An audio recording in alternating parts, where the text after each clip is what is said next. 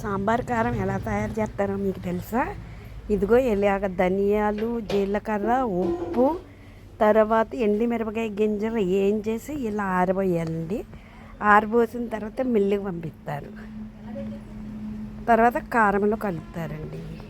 మేము 1 ఇయర్కి సరిపడా చింతపండు ఇలా చేసుకుంటామండి. ఇలా ఉట్లు తీసుకుంటాము. తర్వాత ఇలా ఒలుస్తామండి. ఉట్లు తీసుకుని ఇలా ఇది నిల్వ చేస్తామండి.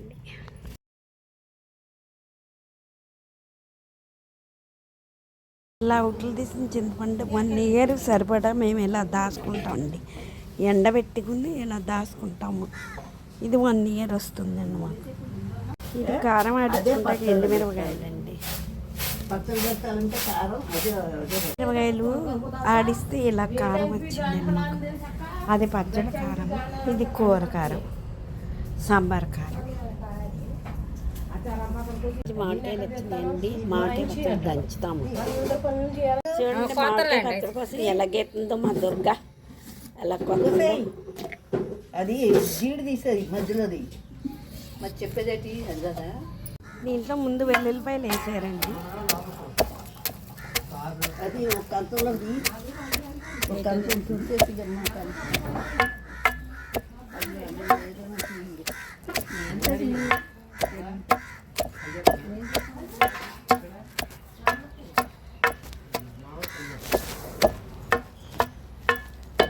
చాలు చాలు.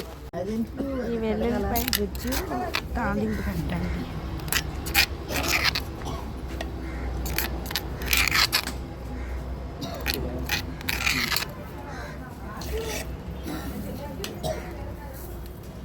వేసేసండి.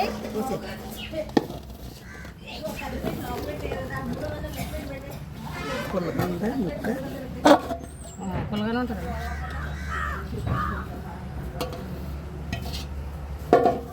తర్వాత మామిడికాయ పచ్చడి కోసం దంచుతున్నారు.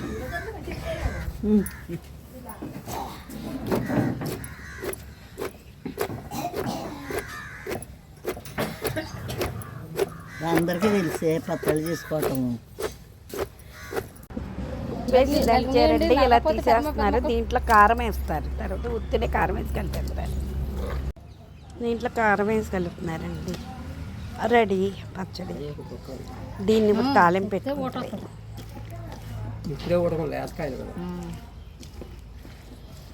ఉప్పు వేసేసాం. చాలపోతే మరి కలుపుకోవచ్చులేండి. పచ్చికారమేనా ఇక్కడంటే పుష్టిగంట ఆడిచ్చారు అదేనా చెప్తానండి. తాలింపు పెట్టినాక పచ్చడి ఇలా తయారైందండి. బాగుందా?